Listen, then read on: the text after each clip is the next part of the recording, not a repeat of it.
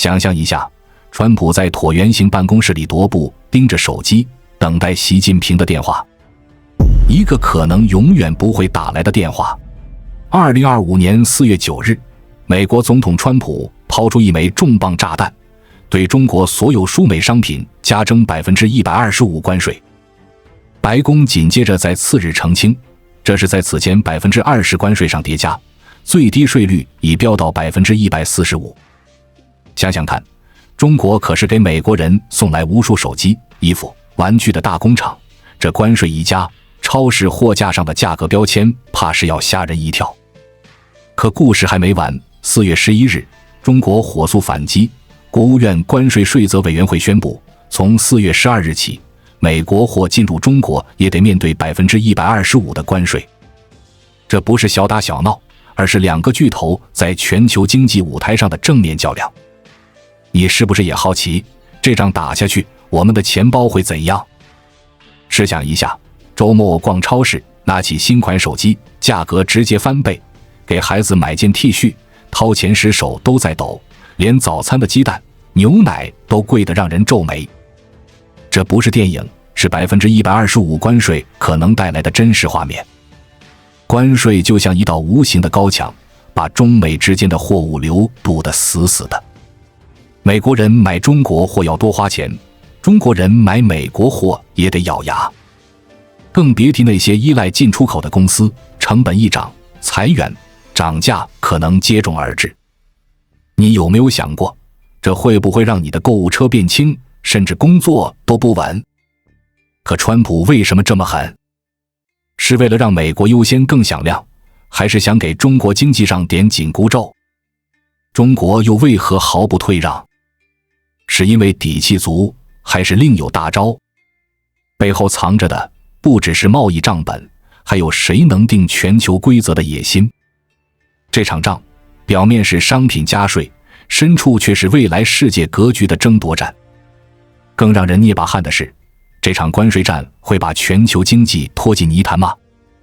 手机、衣服涨价可能只是开始，工厂搬去越南、印度，供应链大洗牌，价格还是降不下来。你的咖啡、牛排，甚至汽油钱，都可能被这场风暴卷进去。更别说，世界可能会分裂成美国圈、中国圈，买东西都得先看阵营。可如果中美谈崩了，谁能笑到最后？或者会有意外的转机？这场对决才刚开场，影响却已经离你我很近。接下来我们会一步步揭开关税战的真相，它怎么来的？会怎么改写你的生活？中国和美国谁会先眨眼？别走开，答案可能比你想的更震撼。你准备好面对这场全球大戏了吗？美国的底牌。先说美国，川普为什么敢对全世界挥舞关税大棒，还没人敢直接翻脸？答案很简单，美国有3张王牌，够硬。第一张是全球最大的市场，美国经济占全世界的 24%， 就像一个超级大超市。中国的手机、电脑，德国的汽车，日本的芯片，哪个国家不想在美国卖货赚大钱？2024年，美国从全世界买了 3.5 万亿美元的东西，光从中国就买了6000亿美元。这么大的买家，谁敢轻易得罪？第二张王牌是贸易逆差。川普老抱怨美国买得多，卖得少。2024年贸易逆差高达 1.2 万亿美元，对中国就有4000亿的缺口。听起来像是美国吃亏，但其实这是他们的秘密武器。美国花大钱买东西，美元像流水一样撒到全世界，换回各种商品和服务。这些美元最后又通过银行、股市流回美国，稳住了美元作为全球老大货币的位置。简单说，美国就像个土豪，全球经济靠它花钱活着，谁会跟自己的金主过不去？这让美国在关税战里底气满满。4月10日，川普签了行政令，把对中国商品的关税从 41% 直接拉到 125%。中国商务部发言人说，这比美国之前吹风的税率还高了20个百分点，简直是明目张胆的霸凌。这125%的关税覆盖了中国对美出口的90%，从手机到衣服，从机械到玩具，几乎没放过一件。这摆明了不只是想让美国工厂回来，更是要掐住中国的高科技命脉，像 5G、人工智能、电动车这些领域都是美国眼红的地方。第3张王牌是军事和金融。美国有全球最多的军事基地800多个，遍布70多个国家，谁敢动它一根汗毛？美元还能随便印，买遍全世界。这3张牌凑一起，让美国觉得自己天下无敌，想加多少税就加多少。但这里有个大漏洞，如果美国真把关税壁垒砌得太高，把中国货彻底挡在外面，美国人自己先得吃苦头。超市的东西会贵得离谱，工厂的原材料也得涨价，通货膨胀一上来，普通人日子不好过。更麻烦的是，美国要是真把所有工厂搬回去，自己生产一切，逆差没了，全球还会那么需要美元吗？到时候美国的土豪光环可能就得褪色，其他国家没准会联合起来给美国点颜色瞧瞧。这就是川普政策的软肋。中国的反击。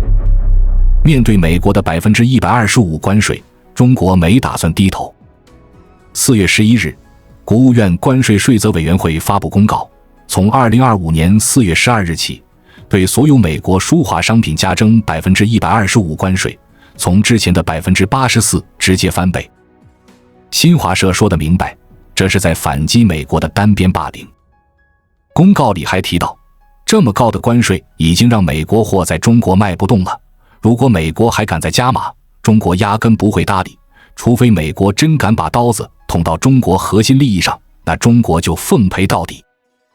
商务部发言人说得更直接，美国4月10日把关税提到125%，完全不讲国际规则，害得全球市场乱成一锅粥，美国得负全责。中方已经向世贸组织告状，还会用实际行动保护自己。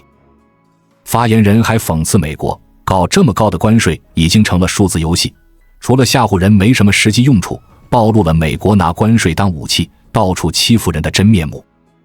美国迫于压力，暂时没对其他国家加那么狠的税，但这只是小打小闹，没改他们敲诈全球的本质。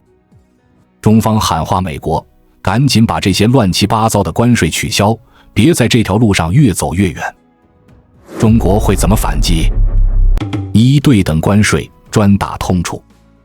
中国直接对美国货加125%关税，重点瞄准美国的大豆、猪肉、牛肉、天然气这些拳头产品。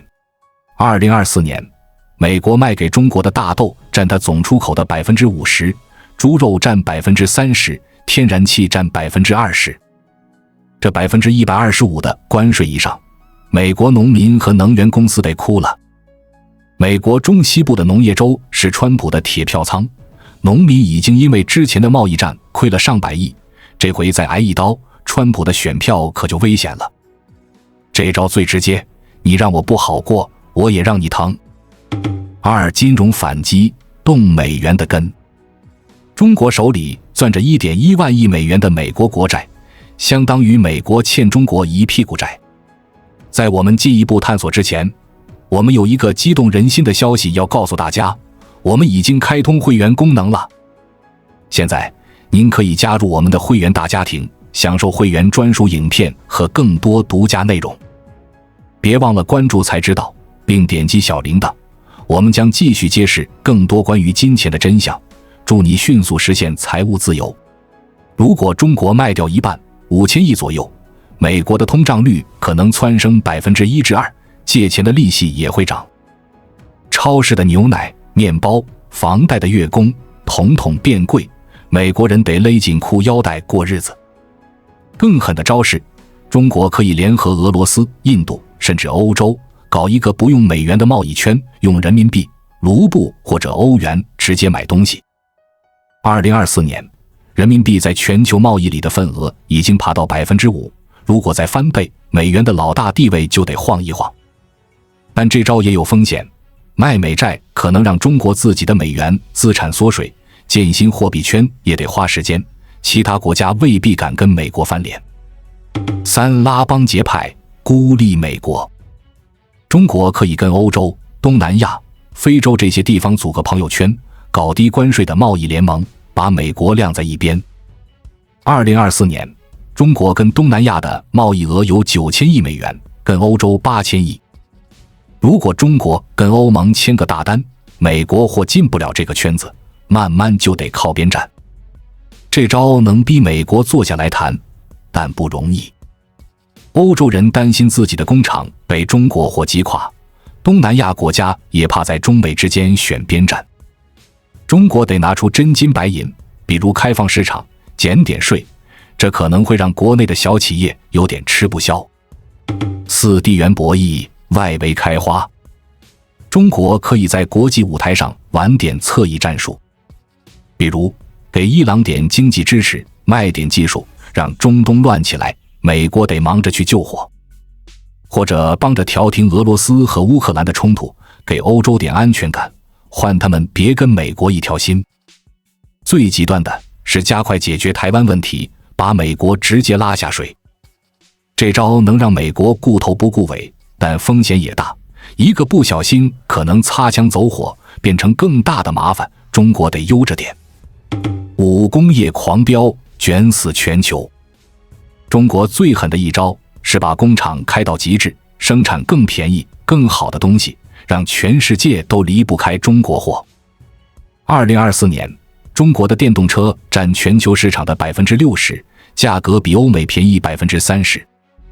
如果中国再把价格砍掉20%，哪个国家的消费者能拒绝？125%的关税再高，也挡不住消费者用脚投票。时间长了，其他国家的工厂关门，只能靠进口中国货。但这招也有后遗症，全球可能会更防着中国，搞出更狠的招来围堵，甚至联合起来另起炉灶，建不靠中国的供应链。这些招数每一种都有利有弊。对等关税最快，但可能让美国变本加厉，金融反击伤敌1000自损800，拉朋友圈得花钱花时间，地缘博弈容易玩脱，工业狂飙可能让中国更孤立。中国得算好每一步，别一不小心掉坑里。中国的困境。中国经济占全球的 18%， 是个超级大市场，但为什么老被围堵？因为中国的市场不是谁都能赚钱的天堂，而是个你死我活的战场。中国是世界工厂，什么都造，造的还便宜。2024年，中国制造业占全球 30%， 生产从手机、电脑到衣服，螺丝钉一应俱全，价格便宜的让其他国家坐立不安。你想，欧洲人、日本人造的东西卖不过中国，谁会高兴？更麻烦的是贸易顺差。2024年，中国对美国的顺差4000亿美元，对欧洲2000亿。意思是，中国卖给他们的东西多，买他们的少。时间长了，人家的钱都流到中国，谁不眼红？德国车企以前靠中国市场赚得盆满钵满，但现在中国电动车火了，德国车卖不动了，中德关系也开始紧绷。日本的芯片、韩国的电池、印度的纺织品都被中国挤得喘不过气。2018年，美国因为中国制造2025开始围堵中国，怕中国的 5G、芯片、人工智能抢了他们的饭碗。现在 125% 关税就是冲着这些高科技来的，想把中国摁回去。中国的崛起是个奇迹。40年前还是个穷国，现在高铁跑全球，手机卖遍世界，电动车横扫市场。但每往前走一步，就得罪一批人。德国、日本、韩国以前是朋友，现在都开始防着中国。中国的工业越强，朋友越少。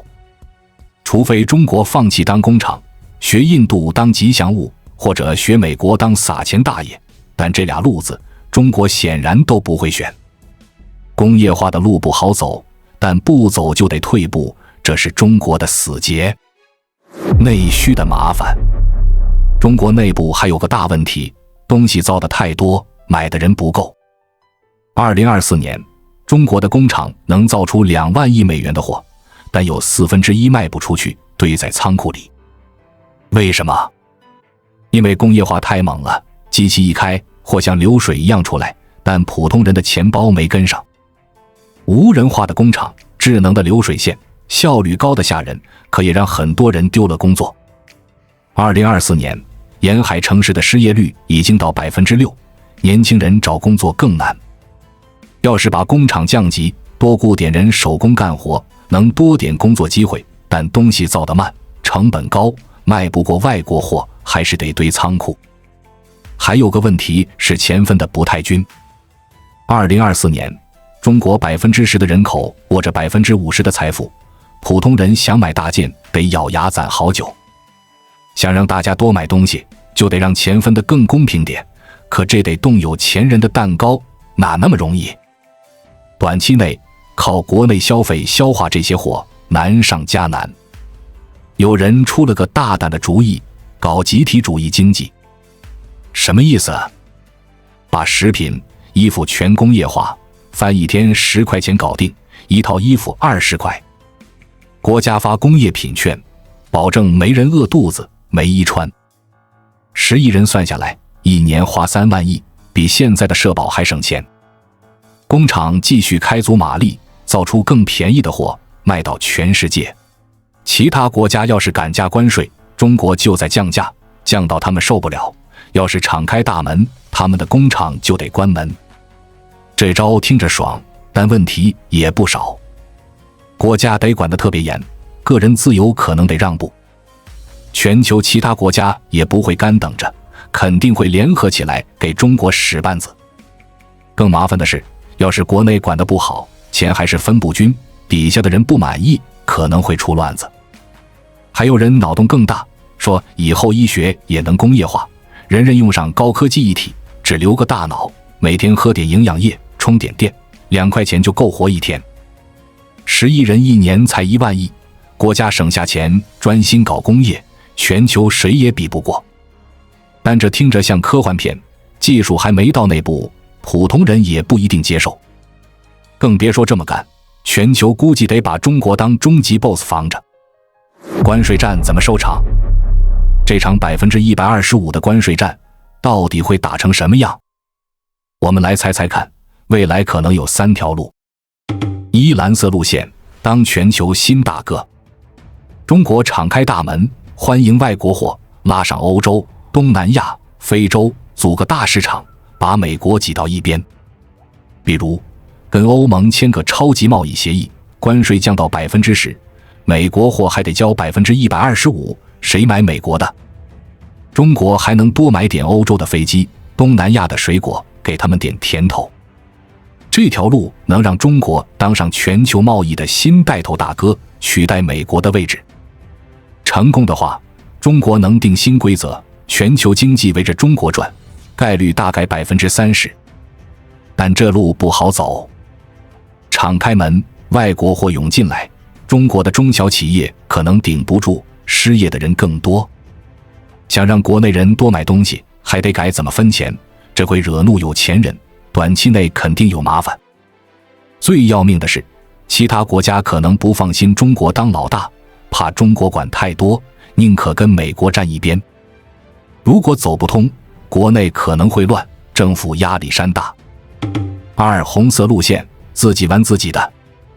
中国把心思放在家里，先把国内市场搞火，砸钱搞芯片、人工智能、绿色能源，建完整的产业链，不用看美国脸色。比如2024年中国的芯片自给率已经到40%，再过5年没准能到80%。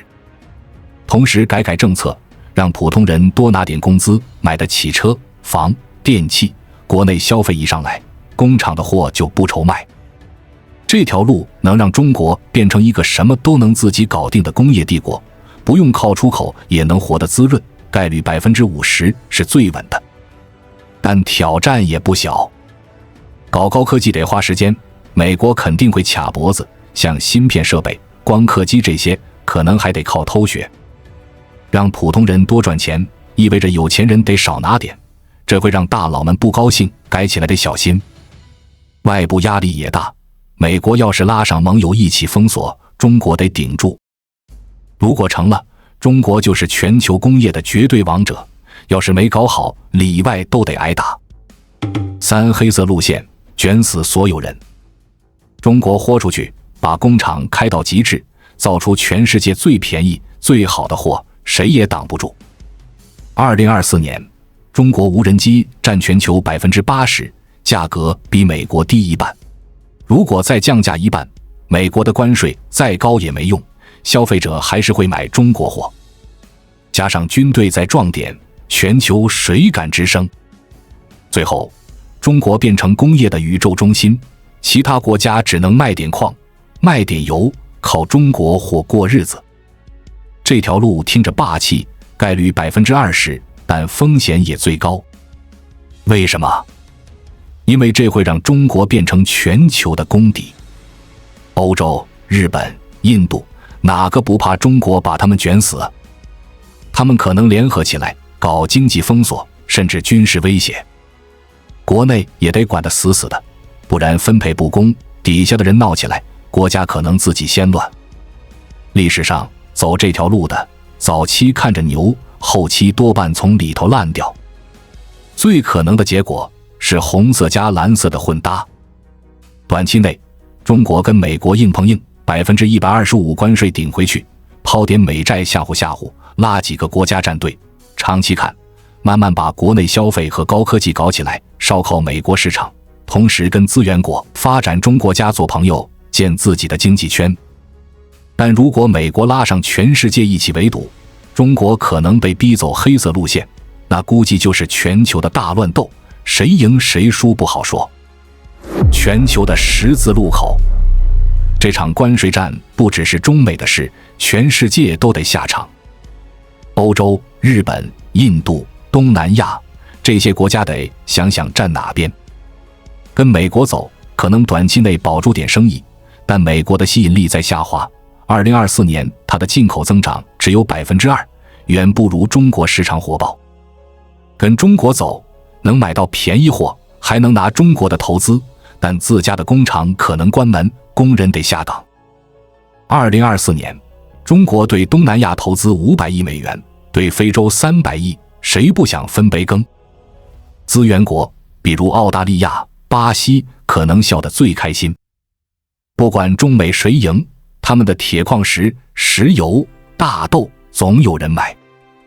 2024年，中国从澳大利亚买了2000亿的矿，从巴西买了1500亿的农产品，需求只增不减。但全球经济可能被撕成两半，一种可能是两个世界，美国领着一帮盟友，中国带着自己的小弟，互相加关税，供应链断开，货运成本翻倍。2024年，全球海运价格已经涨了 30%， 再这么搞下去，超市的货得贵上天。另一种可能是新全球化，中国拉上更多国家，搞个不用美元的贸易体系，美国慢慢被晾在一边。但不管哪种，短期内肯定乱套，工厂关门，物价飞涨，小国家夹在中间最惨。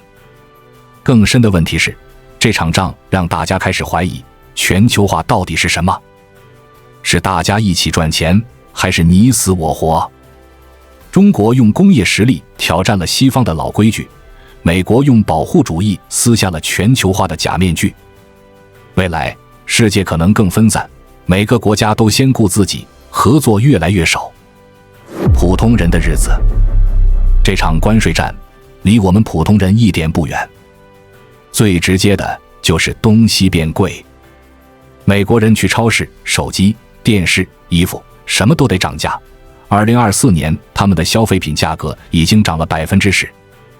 中国或在美国加 125% 关税，苹果手机可能从1000美元涨到2000美元，买不起就得用旧的。中国这边，美国的牛肉、猪肉、橙汁也得涨。2024年进口食品价格可能翻倍，普通人吃顿好的都得算计。更麻烦的是工作。